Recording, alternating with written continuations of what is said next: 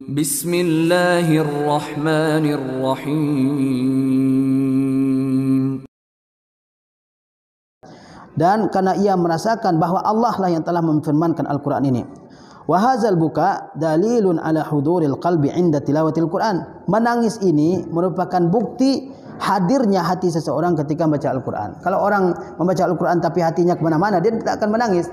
Tapi kalau orang membaca Al-Quran, dia fokus kepada ayat yang dibacanya dan dia paham apa yang dibacanya, maka mungkin dia akan menangis tatkala membaca Al-Quranul Karim. Wa kam ra'ayna min unasin yabkuna liqasidatin hazinatin. Betapa banyak kita lihat orang yang mereka menangis karena sebuah kasidah yang menyedihkan. Ada syair-syair menyedihkan, banyak orang menangis. Aw li ughniyatin muayyana, atau ketika dia mendengar nyanyi-nyanyi tertentu, nyanyi-nyanyi sedih, bahkan nyanyi India yang dia enggak paham, tapi dia bisa menangis. Ya kan? Wala yabkuna min sima'i kalami rabbihim, namun mereka tidak bisa menangis tatkala mendengarkan firman Rabb mereka. Ya, kenapa itu? Karena hatinya enggak bisa hadir, karena dia tidak mengerti apa yang terkandung dalam ayat-ayat yang dia baca. Karena dia tidak mengerti siapa yang memfirmankan Al-Qur'an ini, ya. Kemudian al-adabus tsani asyar, adab yang ke-12, at-tadabbur wa tafakkur, yaitu merenungkan secara mendalam, ya kan, memikirkan secara mendalam apa yang dia baca. Wa huwa min a'zami adabit tilawah. Tadabbur dan tafakkur ini termasuk ya adab tilawah, adab membaca Al-Qur'an yang sangat penting. Wa min aujabiha 'alal qari, dan termasuk hal yang paling ditekankan terhadap seorang yang membaca Al-Qur'an. Ya, yaitu tadabbur, merenungkan apa yang bisa kita pahami dari ayat yang kita baca, ya. Wala yakadul qari'u yastafidu min tilawatil Qur'an min ghairi tadabbur. Hampir seseorang yang membaca Al-Qur'an tidak bisa mendapat faidah dari bacaan Al-Qur'an yang dia baca itu kalau dia tidak mentadabburinya, merenungkan, ya. Maka ketika orang baca Al-Qur'an, ya, dia harus merenungkan apa yang dia baca tersebut, apa yang Allah perintahkan di situ, apa yang Allah larang, apa pelajaran yang kita bisa ambil, apa ya hikmah-hikmah yang bisa kita ambil dari ayat tersebut. Coba kita renungkan, ya, coba kita pikirkan kandungan ayat yang kita baca tersebut. Wa qad hasallahu 'alaiha, Allah telah mendorong kita semua untuk mentadabburi, merenungkan secara mendalam apa yang ada di balik ayat tersebut, apa rahasia dalam ayat tersebut. Wa zamma man tarakaha, Allah cela orang yang tidak pernah merenungkan Al-Qur'an ini, mentadabburi Al-Qur'an ini. Faqala subhanahu, Allah Ta'ala berfirman, afala yatadabbaruna Al-Qur'an am ala qulubin aqfaluha. Ya, kenapa mereka tidak mentadabburi Al-Qur'an? Apakah hati mereka sudah terkunci? Wa tarku tadabbur nau'un minal hijran li kitabillahi ta'ala. Ya, tidak mentadabburi Al-Quran adalah satu bentuk meninggalkan kitabullah. Tidak mentadabburi Al-Quran, tidak paham dengan Al-Quran sama sekali. Mungkin ada orang yang semangat membaca, mungkin dah berkali-kali dia menamatkan Al-Quran dalam setahun, tapi berapa persen yang dia bisa pahami dari apa yang dia baca? Ya kan, mungkin ya 1%, 2%, bahkan mungkin tidak ada yang dia bisa pahami dari apa yang dia baca. Ya, maka kita sebagai kaum muslimin tidak hanya berkewajiban membaca, ada yang lebih dari itu, yaitu merenungkan, ya, apa yang ada dalam ayat-ayat yang kita baca tersebut, sehingga Al-Quran tersebut memberikan faedah dan manfaat bagi kita semua. Dan Al-Quranul Karim lebih banyak memerintahkan kita mentadabburi ini. Sebanyak 4 kali Allah Subhanahu wa taala memerintahkan kita semua untuk mentadabburi Al-Quran ini. Fa inna man qara al-Quran wa lam yatadabbar ma'aniyahu faqad hajarahu. Sesungguhnya orang yang membaca Al-Quran dan tidak mentadabburi makna-maknanya, maka dia telah meninggalkan Al-Quran. Ya. Fayambagi lil qari'i an yatadabbar, maka sangat patut bagi seorang pembaca Al-Quran untuk merenungkan apa yang dia baca. Wa an ya'qila kalam Allah Ta'ala, dan hendaklah dia memahami, memikirkan firman Allah Ta'ala ini. Wa yata'ammal fihi, dia mencernanya, ya. Liya'rifa muradallahi azza wa jalla minhu, ya, supaya dia mengetahui maksud Allah dari kalam tersebut. Wa zalika hatta taktamila istifadatuhu minal Qur'an. Hal tersebut adalah supaya sempurna istifadahnya dari Al-Qur'anul Karim, supaya dia mengambil faedah yang besar, yang sempurna dari Al-Qur'anul Karim.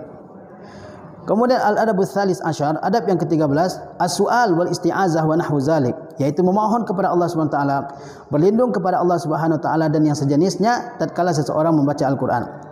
Wa hadza min adabil Qur'an, dan ini termasuk di antara adab membaca Al-Quran. Wa min adabi tilawatihi, termasuk adab tilawah Al-Quran. Wa kana an-nabiy sallallahu alaihi wasallam idza marra bi ayati khaufin ta'awwaza. Nabi SAW apabila melewati ayat yang mengandung ketakutan, mengandung ancaman, ta'awwaza, maka beliau berlindung kepada Allah Subhanahu wa taala. Wa iza marra bi ayati rahmah sa'ala, apabila beliau melewati ayat yang menceritakan tentang rahmat Allah Subhanahu wa taala, beliau memohon rahmat. Wa iza marra bi ayatin fiha tanzihullah sabbaha, apabila beliau melewati ayat yang di dalamnya terdapat tanzih, terdapat pernyataan bahwa Allah Maha Suci dari segala kekurangan, dari segala aib, disebut dengan ayat-ayat tanzih, sabbaha, maka beliau bertasbih. Ya.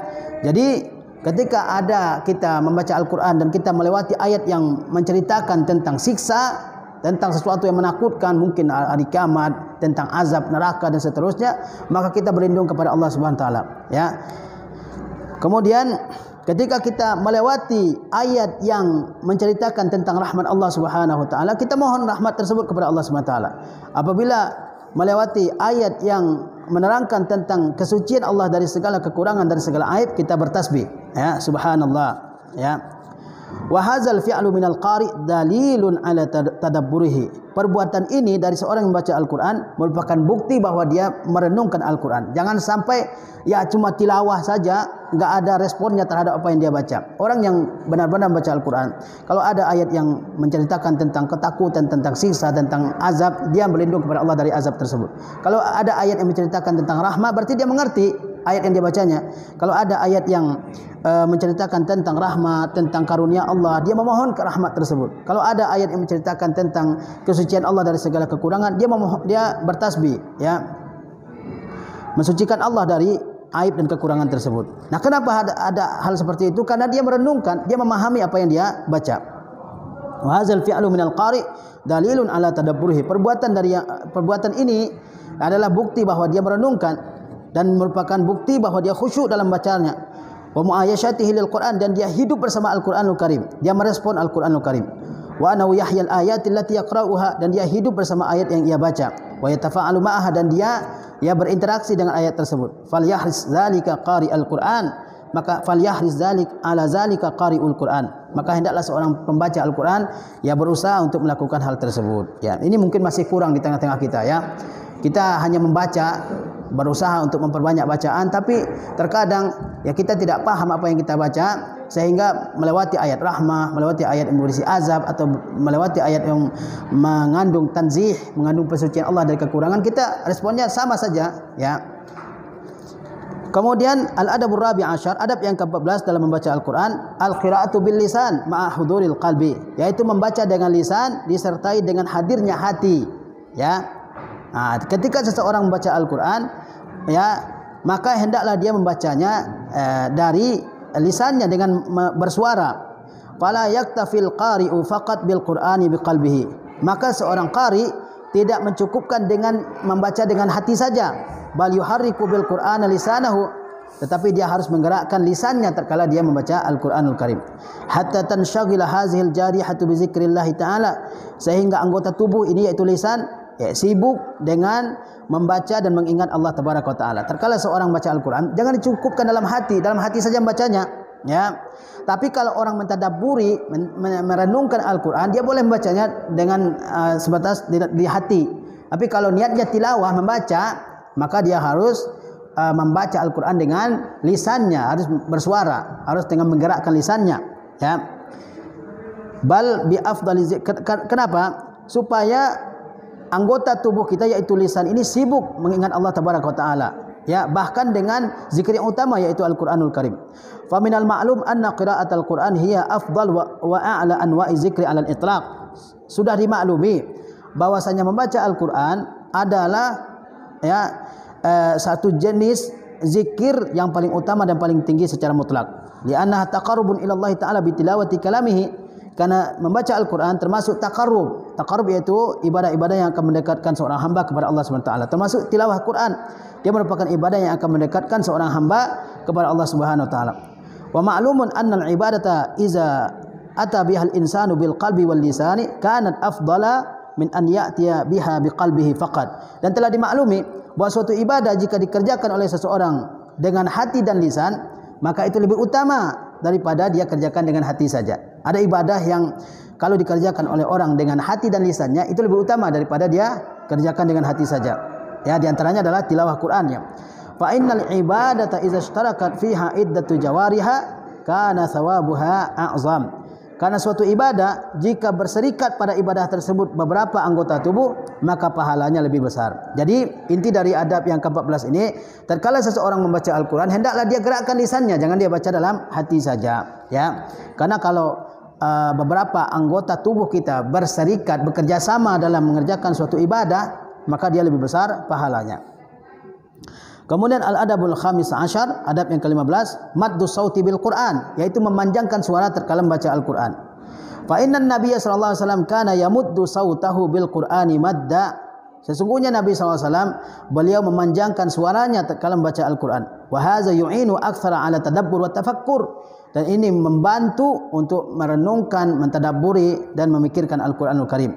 Wa hadza wa huwa ab'adu minal ajalati fi tilawatil Qur'an. Dan itu lebih menjauhkan daripada sifat atau kebiasaan terburu-buru dalam baca Al-Quran. Jadi dipanjangkan suaranya, ya. Qul a'udzu birabbin nas, ya, malikin nas, seperti itu. Jadi tidak terburu-buru dalam membacanya, ya. Banyak orang membaca Al-Quran, ya, surah-surah pendek dibaca satu nafas, Al-Ikhlas satu nafas, An-Nas satu nafas, Al-Fatihah satu nafas, ya kan, sehingga hal tersebut tidak bisa membuat dia merenungkan ayat-ayat yang dia baca. Hendaklah seseorang ya berhenti pada setiap akhir ayat, ya, ru'usul ayat. Dia hendaknya berhenti pada setiap akhir ayat. Sehingga apa? Sehingga dia memungkinkan dia untuk merenungkan, tadabbur dan tafakkur terhadap apa yang dia baca.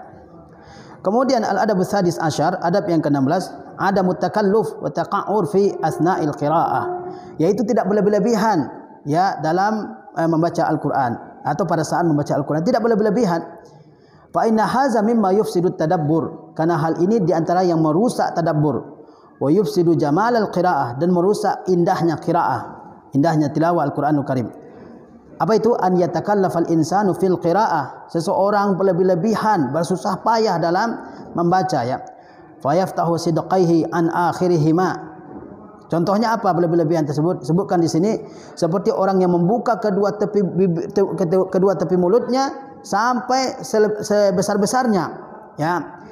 Wa yubalik fi tahqiqil ahkam, dan berlebihan dalam, ya, dalam mengucapkan hukum-hukumnya, hukum-hukum huruf, ya.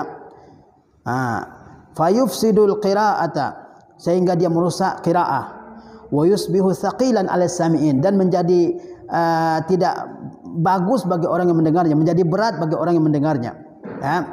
Jadi orang berlebihan, ya, berlebihan membaca huruf-huruf Al-Quranul Karim, ya. Ini juga tidak dibolehkan, ya. Ya, biasa saja. Yang penting hukum-hukum tajwidnya sudah kita pelajari dan kita sudah ucapkan dengan benar, dan guru kita sudah menyatakan ini sudah benar tilawahnya, sudah, jangan berlebihan, ya. Ya, seperti contohnya apa tadi? Ketika mengucapkan huruf tertentu dia berlebihan, ya. Lakin idza ijtahada fi qiraatil Qur'an, namun jika seseorang bersungguh-sungguh dalam membaca Al-Quran, multaziman bi ahkamit tilawah bi itqan min ghairi takalluf, dan dia berusaha konsisten dengan hukum-hukum tilawah dengan itqan, dengan memantapkan, min ghairi takalluf, tanpa berlebihan, fa inna hadza minas sunnah, maka ini termasuk sunnah, ya. Jadi membaca Al-Quran dengan tajwid itu adalah suatu hal yang wajib, tetapi berlebihan, ya, berlebihan di dalam membaca huruf-huruf tertentu atau dalam, ya, hukum-hukum tertentu, mungkin ra-nya terlalu banyak getarnya, atau misalnya membaca huruf qalqalah yang terlalu banyak, terlalu tebal pantulannya misalnya, ya, atau dengungnya yang terlalu panjang dan seterusnya. Ini adalah hal-hal yang berlebihan yang hendaknya kita jauhi. Al-adabus sabi asyar, adab yang ke-17, alla yakhtima fi aqalla fi salasati ayyam, yaitu tidak mengkhatamkan Al-Quran kurang dari 3 hari. Jangan mengkhatamkan Al-Quran kurang dari 3 hari, ya.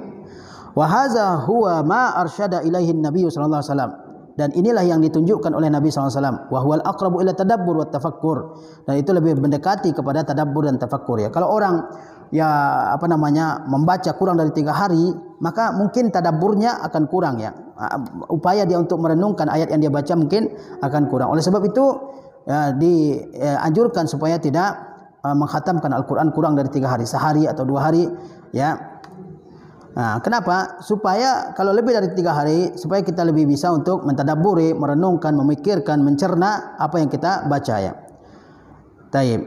Waqad qala an-nabiy sallallahu alaihi wasallam li ibni Umar li ibni Amr, Nabi SAW berkata kepada Ibnu Amr, Abdullah bin Amr bin Al-As, kata Rasulullah kepada beliau, "Iqra al-Qur'ana fi kulli syahrin." Bacalah Al-Qur'an itu dalam sebulan. La yafqahuhu man yaqra'uhu fi aqalla min thalas. Tidak akan memahami Al-Qur'an orang yang membacanya kurang dari tiga hari ya. Jadi Rasulullah SAW perintahkan membaca Al-Quran itu dalam sebulan. Oleh sebab itu, para ulama berijtihad untuk membagi Al-Quran itu menjadi 30 juz. Salah satu sebabnya adalah supaya orang ya paling tidak dalam sehari dia membaca 1 juz. Sehingga dalam 30 hari, dalam sebulan dia mengkhatamkan Al-Quran. Jadi ada wirid yaumi, ada ya waktu-waktu tertentu dalam sehari yang dia tilawah Al-Quran di situ. Dalam sebulan dia menamatkan ya. Wa anhu sallallahu alaihi wasallam, dari Nabi SAW juga beliau bersabda, kana la yaqra al-Qur'ana fi aqalla min thalas.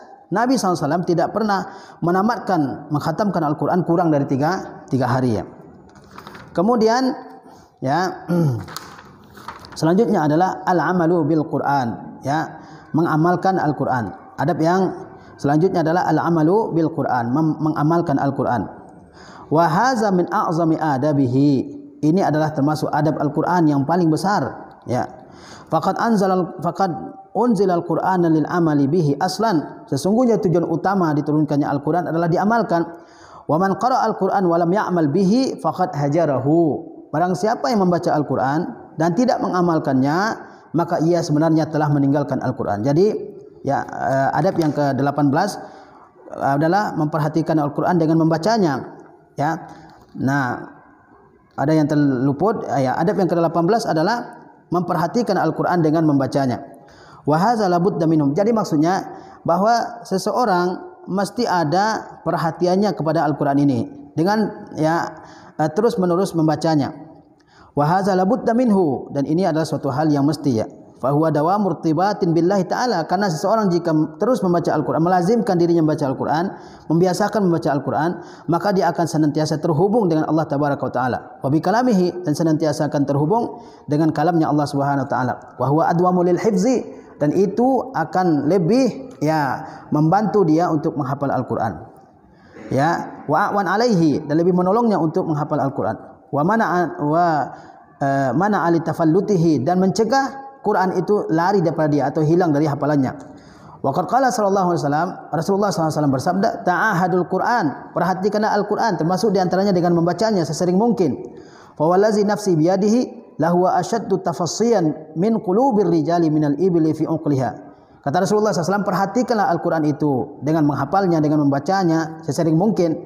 Kemudian kata beliau, demi Tuhan yang jiwaku ada dalam genggamannya, sesungguhnya Al-Quran itu lebih cepat lari dari hati seseorang daripada onta di tambatannya. Nah, kenapa kita harus sesering mungkin tilawah Al-Quran? Khususnya kita yang memiliki hafalan mungkin.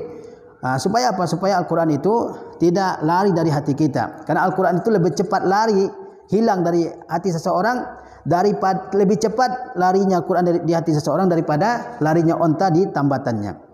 Nah, kemudian adab yang ke-19 adalah mengamalkan Al-Quranul Karim. Ya, kata Syekh di sini, wa man qara al-Quran wa lam ya'mal bihi faqad hajarahu. Ya, sesungguhnya Al-Quran ini Allah turunkan untuk diamalkan. Ini tujuan utamanya. Nah, orang yang membaca Al-Quran dan tidak mengamalkannya, maka sesungguhnya dia telah meninggalkan Al-Quran. Allah Jalla wa Ala berfirman, wa qala ar-rasulu ya rabbi inna qaumi ittakhazu hadzal qur'ana mahjura. Rasul berkata, wahai Rabbku, sesungguhnya kaumku telah menjadikan Al-Quran ini sesuatu yang ditinggalkan. Wa huwal qaulu tsani fi tafsir qaulihi ta'ala yatlunahu haqqa tilawatihi. Dan mengamalkan Al-Quran tadi adalah penafsiran kedua dari firman Allah yatlunahu haqqa tilawatihi, yaitu mereka membacanya dengan sebenar-benarnya. Apa yang dimaksud dengan bacanya sebenar-benarnya? Di antara tafsirnya ya'maluna bihi wa yattabi'una ahkamahu, yaitu mereka mengamalkannya dan mengikuti hukum-hukumnya. Fal wajibu ala qari'il Qur'an an ya'mala bihi, maka wajib atas pembaca Al-Qur'an untuk mengamalkannya, mengamalkan Al-Qur'anul Karim. Wa yuqima hududahu kama aqama hurufahu. Dia tegakkan hududnya, hukum-hukum Al-Qur'an sebagaimana dia menegakkan huruf-hurufnya, sebagaimana dia berusaha untuk membaca huruf-hurufnya dengan sempurna, maka hendaknya dia menegakkan hukum-hukumnya. Wa yuhillu halalahu, dia halalkan yang dihalalkan Al-Qur'an. Wa yuharrimu haramahu, dan dia haramkan apa yang diharamkan oleh Al-Quran. Wa ya'malu bi muhkamihi, dan dia mengamalkan muhkamnya Al-Quran. Karena Al-Quran terbagi dua, ada yang muhkam dan ada yang mutasyabih. Wa yukhsha min su'il khatimati ala man yaqra Al-Quran wa la ya'malu bihi, dan dikhawatirkan apa? Su'ul khatimah, yaitu su'ul khatimah bagi orang yang membaca Al-Quran dan tidak mengamalkannya. Nah, orang yang membaca Al-Quran dan tidak mengamalkannya dikhawatirkan dia mati dalam keadaan su'ul khatimah. Wa huwa syabihun biman qala Allahu fihim, dan ia mirip dengan orang yang Allah berfirman tentang mereka, masalul ladzina hummilut taurata tsumma lam yahmiluha kamasalil himari yahmilu asfara. Perumpamaan orang-orang yang membaca Taurat, ya, yang dibebankan kepada mereka Taurat, kemudian mereka tidak memikulnya, tidak mengamalkan yang terdapat dalamnya, maka mereka itu seperti keledai yang membawa kitab-kitab yang besar. Jadi kewajiban kita tidak hanya membaca Al-Quran. Membaca Al-Quran adalah suatu kewajiban, tetapi ada yang lain. Di antaranya apa? Mengamalkan Al-Quran. Jadi jangan sampai kita membaca Al-Quran dan apa yang kita baca itu kita langgar. Jangan Al-Quran menyuruh kita sesuatu, melakukan sesuatu, kita malah melakukannya, meninggalkannya. Jangan Al-Quran melarang kita melakukan sesuatu, kita mengerjakannya. Kita selalu membacanya. Nah, hendaknya seorang muslim itu membaca Al-Quran dan juga berusaha untuk mengamalkannya, mengamalkannya. Apa yang dihalalkan oleh Al-Quran kita halalkan, apa yang dinyatakan haram oleh Al-Quran kita haramkan.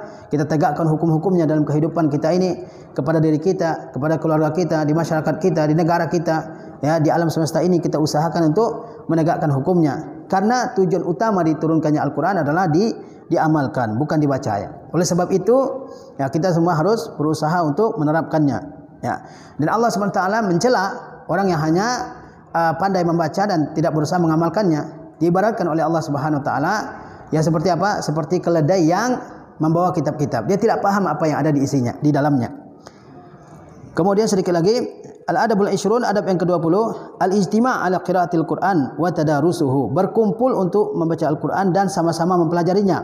Berkumpul untuk membaca Al-Qur'an dan bersama-sama untuk mempelajarinya. Wa hadza mimma nadaba ilaihi Nabi sallallahu alaihi wasallam. Ini dianjurkan oleh Nabi sallallahu alaihi wasallam. Fa innahu sallallahu alaihi wasallam qala, beliau sallallahu alaihi wasallam bersabda, majtama'a qaumun fi baitin min buyutillah, tidaklah suatu kaum berkumpul di rumah dari rumah-rumah Allah, yatluna kitaballah, untuk membaca kitabullah, wa yatadarasunahu bainahum, dan saling mempelajari di antara mereka, illa nazalat alaihimus sakinah, melainkan akan turun ketenangan ke dalam hati mereka, wa ghasyiyatuhumur rahmah, melainkan rahmat akan meliputi mereka, wa haffathumul malaikah, dan malaikat akan mengelilingi mereka, menaungi mereka, wa zakarahumullahu fi man indah, dan Allah akan puji mereka itu di hadapan malaikat yang ada di sisinya. Jadi berkumpul di suatu rumah Allah, di masjid, kemudian mempelajari bagaimana membaca Al-Quranul Karim, saling memperbaiki bacaan, dan ada gurunya yang mengajarkan. Orang yang seperti itu maka akan mendapatkan banyak keutamaannya, akan turun rasa ketentraman ke dalam hati mereka. Oleh sebab itu majlis ilmu itu adalah majlis ilmu yang menenangkan hati, kemudian akan diliputi mereka oleh rahmat, mereka akan dinaungi oleh malaikat, dijaga oleh malaikat, dan Allah akan puji mereka. Wa hadzal ijtima' wa tadarus mimma yu'inu ala ziyadatil istifadah minal Qur'an. Berkumpul dan saling mempelajari Al-Qur'an itu termasuk di antara hal yang akan menambah istifadah, akan menambah mengambil manfaat daripada Al-Quranul Karim. Wa ta'alluma ahkamihi, wa ta'allumi ahkamihi, dan akan menambah kita, memperkaya pengetahuan kita untuk mempelajari hukum-hukumnya. Kemudian ada mutalabid dunya bil Quran, tidak mencari kehidupan dunia dengan Al-Quranul Karim.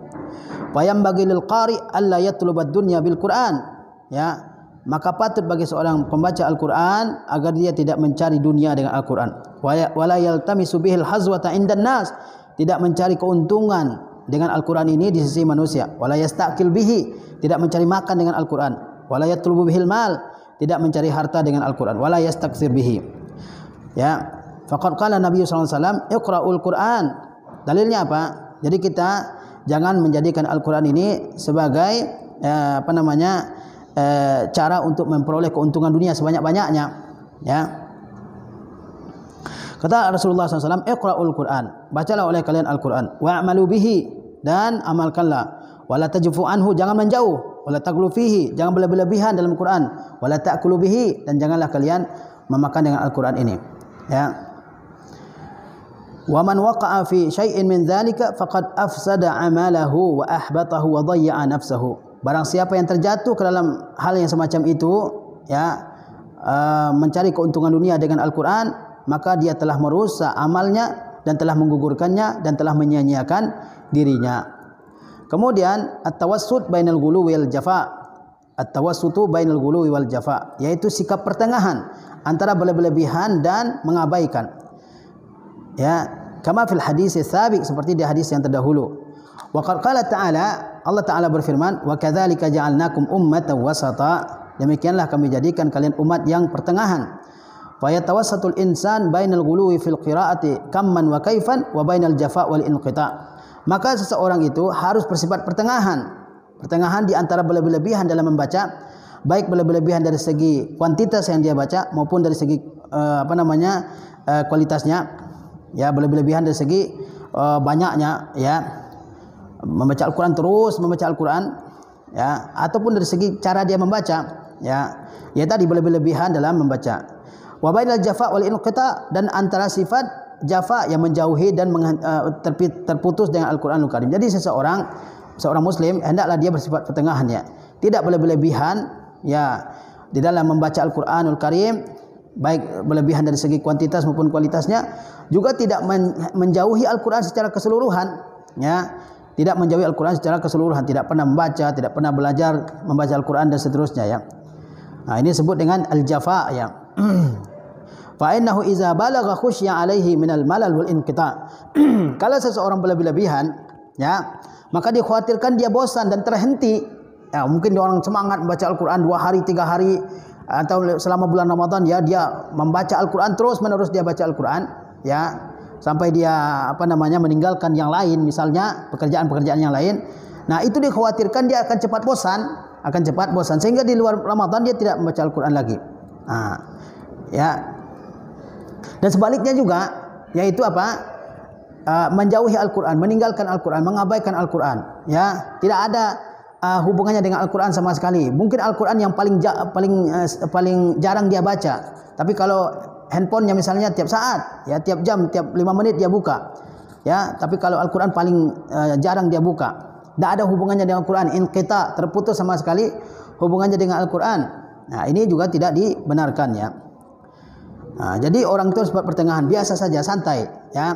Hubungannya dengan Al-Quran adalah hubungan yang pertengahan, ya, tidak terlalu berlebihan dalam membacanya, kemudian juga tidak menjauhi Al-Quranul Karim, ya. Walaqad qala sallallahu alaihi wasallam, Rasulullah SAW bersabda, ahabbul a'mali ilallahi adwamuha wa in qalla. Amal yang paling dicintai Allah adalah yang senantiasa dikerjakan walaupun sedikit, ya, walaupun sedikit. Wa idza jafa khusyya alaihi min su'i aqibatil inqita' min kitabillah. Kalau orang menjauhi Al-Quran, dikhawatirkan dia benar-benar terhenti dari kitabullah Subhanahu wa taala, benar-benar terputus hubungannya dengan kitabullah Subhanahu wa taala, ya, makanya bersifat pertengahan, ya. Kemudian yang terakhir, al-iktsar min qiraati suwar allati waradal fadlu fi qiraatiha. Nah, yang terakhir adalah memperbanyak membaca surat-surat yang ada hadis sahih yang menerangkan keutamaan membacanya. Ada hadis-hadis sahih yang menerangkan keutamaan membaca surat-surat tertentu, maka hendaklah kita membaca surat-surat tersebut sebanyak mungkin. Seperti apa? Mislu suratil Baqarah, seperti surah Al-Baqarah, wa Ali Imran, dan Ali Imran, ya. Wal Kahfi, surah Al-Kahfi, wa Bani Israil, ya, Al-Isra, dan juga surah Bani Israil atau surah Al-Isra, ya. Wa Zumar, wa Tabarak, surah Az-Zumar, surah Tabarak, wal Muawwizat, dan Al-Muawwizat, ya. Qul a'udzu birabbin nas dan Qul a'udzu birabbil falaq, wa ghairiha, dan surah-surah lainnya. Jadi yang terakhir adalah kita hendaknya membaca surat-surat yang ada hadis-hadis yang menerangkan keutamaannya. Kita baca sesering mungkin, ya. Taib. Ini beberapa adab yang mesti kita perhatikan dalam membaca Al-Quranul Karim. Kalau kita, ya, menerapkan adab-adab ini, mengaplikasikan adab-adab ini dalam tilawah kita, maka, ya, kita akan pertama mendapatkan ganjaran yang baik dan sempurna dari sisi Allah Subhanahu wa taala. Kemudian kita akan mendapatkan faedah-faedah yang banyak dari tilawah yang kita baca. Wassallallahu ala nabiyina Muhammad wa ala alihi washabihi wasallam. Wassalamualaikum warahmatullahi wabarakatuh. Alhamdulillah.